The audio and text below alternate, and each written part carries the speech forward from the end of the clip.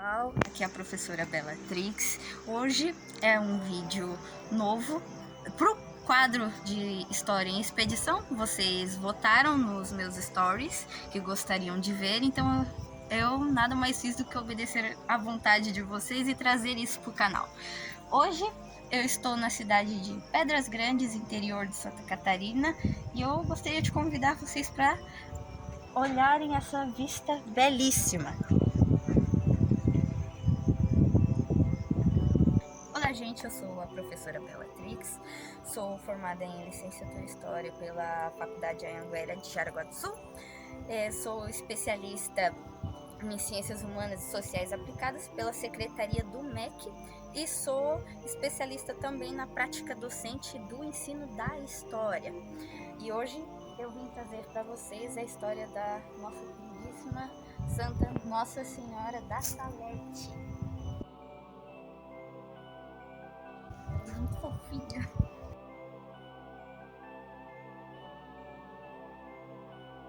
Então, gente, a nossa figura, Nossa Senhora da Salete, ela teve a primeira aparição na metade do século XIX, mais precisamente em 1846. E muitos pesquisadores e historiadores acabam por acreditar que ela teve a sua primeira aparição na Itália, já que as crianças que avistaram ela, elas tinham nomes respectivamente italianos. Era um menino chamado Maximilio e uma menina chamada Milânia. Trata-se de uma figura religiosa que tem muitos adereços com inúmeros significados. Claro que a igreja ela vai tornar de uma forma mais centrada os simbolismos. E aqui neste vídeo eu gostaria de trazer a visão religiosa e a visão científica dos adereços dessa figura.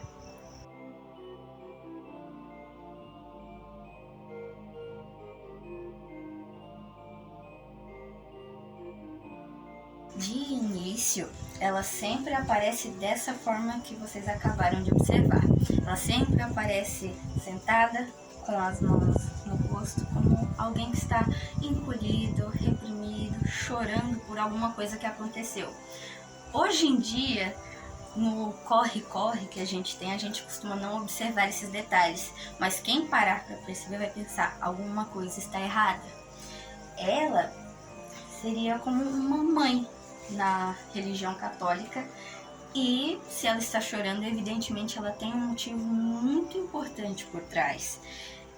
E parte desses motivos estão as nossas injúrias, estão os nossos maus comportamentos, as nossas escolhas, tudo aquilo que a gente pode vir a se arrepender depois.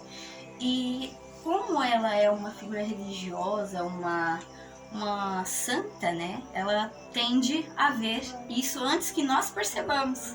A gente escolhe agir de determinada forma, mas a gente não consegue ver no momento que isso pode estar sendo um erro.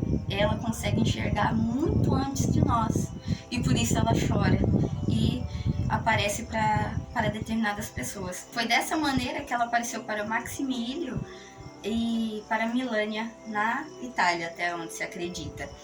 Ela tem muitos adereços que a gente precisa observar que constituem a sua figura e que a gente pode trazer até mesmo para os dias de hoje.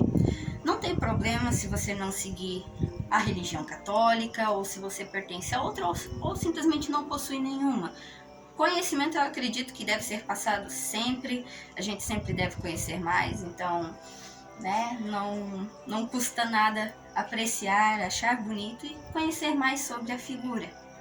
Nossa Senhora da Salete, ela costuma usar uma roupa branca, que muitas vezes a gente pode lembrar de enfermeiras, curandeiras. Ela costuma também ficar na posição de ombros, assim, com os braços dessa maneira que eu estou.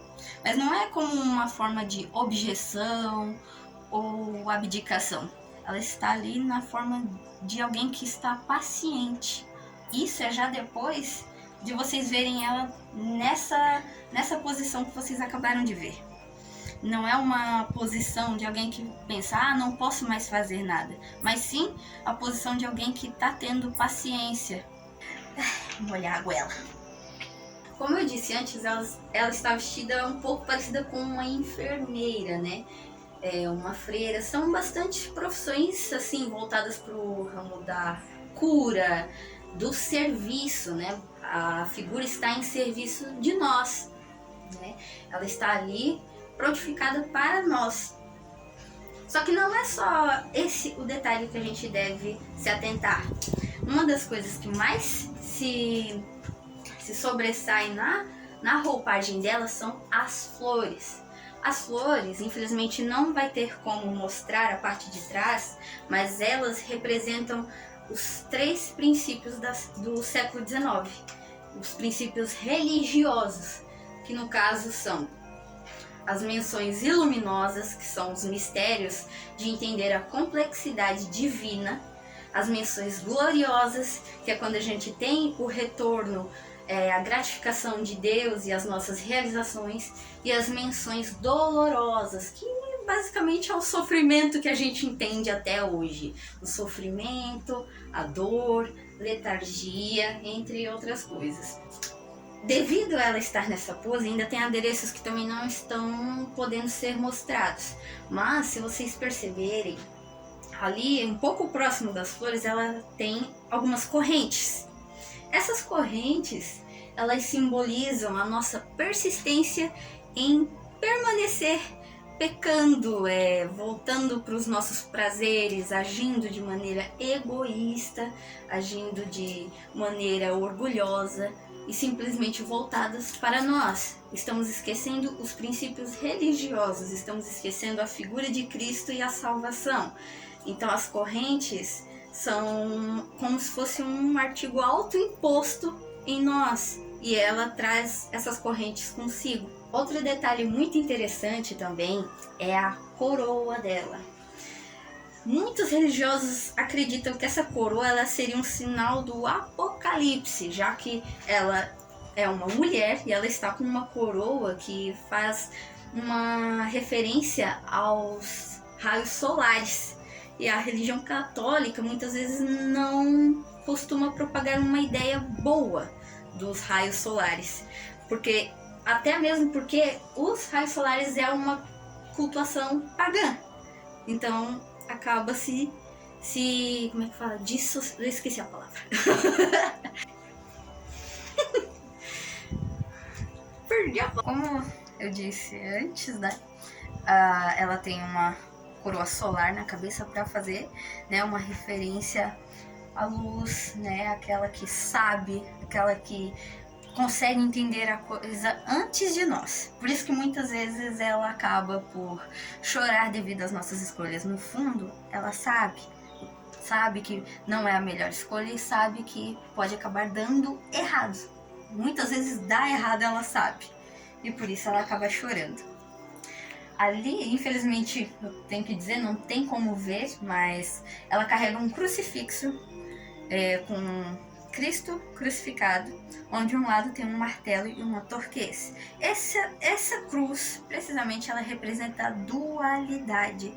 Dualidade, por exemplo, um exemplo bem comum: água e fogo, frio e calor, e coisas assim. Pregação dos pecados, remoção dos pecados e o puritanismo. Isso é uma coisa peculiar nesta santa, porque não são todos que têm essa simbologia, e também não é algo que está ligado artificialmente. Ela realmente manifesta o pesar dessa dualidade, né? Como se fosse um dizer do tipo: você pode escolher, mas se você escolher falhar, eu vou chorar por você. É como se ela passasse essa mensagem. Após ela chegar e conversar com a pessoa para que ela apareceu, ela vai aos céus. E ela diz uma frase mais ou menos assim: eu digo isso tudo para os meus filhos, aos meus filhos. Como quem diz, agora que eu passei essa informação para vocês, espalhem para os demais. E não é sempre que essa santa ela aparece simplesmente para todo mundo. Ela aparece para quem é mais inocente, para quem não tem o medo ou a maldade para lidar com a imagem dela. Então muitas vezes acaba sendo mais fácil aparecer para quem é mais inocente mesmo.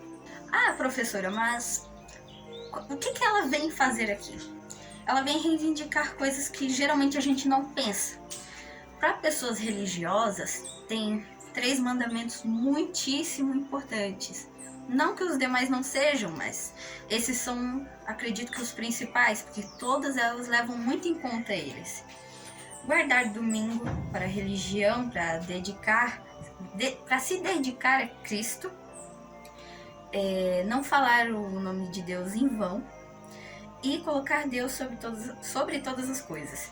Para essa santa, as pessoas não fazem isso. Elas pensam mais em si e esquecem de cultuar ao nosso Deus, a divindade em questão, né? Deus acima de todas as coisas. E qualquer reclamação que venha a ter, qualquer situação inusitada que cause um desgaste, um desconforto, a pessoa fala o nome de Deus, ai meu Deus, acaba por chamar Deus para N motivos que muitas vezes são incoerentes e desnecessários. Então ela vem para pedir para que as pessoas cuidem com esses detalhes. Isso na religião católica. Essa é a visão da religião católica. No pensamento cientista ou antropológico, a gente pode interpretar de várias maneiras as santidades e as simbologias dela também. Então, assim, vai ficar uma coisa um pouco relativa, porque vai depender de qual é a sua linha de pensamento. Se ela é antropológica, se ela é cientista, se ela é religiosa, se ela é investigativa. Então não tem como eu simplesmente passar uma informação simplesmente objetiva se possivelmente a sua linha de raciocínio seja outra. Mas a princípio, essa figura religiosa ela representa todos esses detalhes que muitas vezes a gente não percebe. Então, no ano de 1876, essa região aqui, essa cidade, ela se consolidou, mas se tornou oficial no ano seguinte, 1877. E devido à cultura que foi trazida da região norte da Itália, ela se tornou uma das padroeiras, e é padroeira da cidade de Pedras Grandes, também de muitos italianos. Essa cidade ela se consolidou no ano de 1877. Povos da região norte da Itália acabaram por vir para cá e se estabilizaram aqui. E com isso trouxeram a cultura de algumas padroeiras, né? De cultivar e de tratar as imagens dessas padroeiras. E essa daqui é uma das que mais se destacam, né? A Nossa Senhora da Salete. Curiosidade interessante, só para descontrair um pouquinho. Os povos da região sul da Itália têm o costume de chamar o povo do norte da Itália de terrone. Um pouco parecido com torrone mesmo, mas é uma expressão pejorativa para dizer que o povo do norte é mais grosseiro. E muitos deles sofreram uma alteração na linguagem, no idioma deles, que às vezes podia soar algo mais grosseiro. Então, muitas vezes, possivelmente aqui no Brasil, você escute alguém chamando alguém de terrone. Terrone é pra chamar essa pessoa de grosseira. Então é isso, gente. Agradeço por terem assistido o vídeo até aqui. Se gostaram, deixem o like, compartilhem com os amigos, afinal conhecimento nunca é demais. E tchau! Comentem aqui se gostaram do vídeo, se querem sugerir temas novos que eu posso estar trazendo aqui pro canal. Essa é a maravilhosa história de Nossa Senhora da Salete.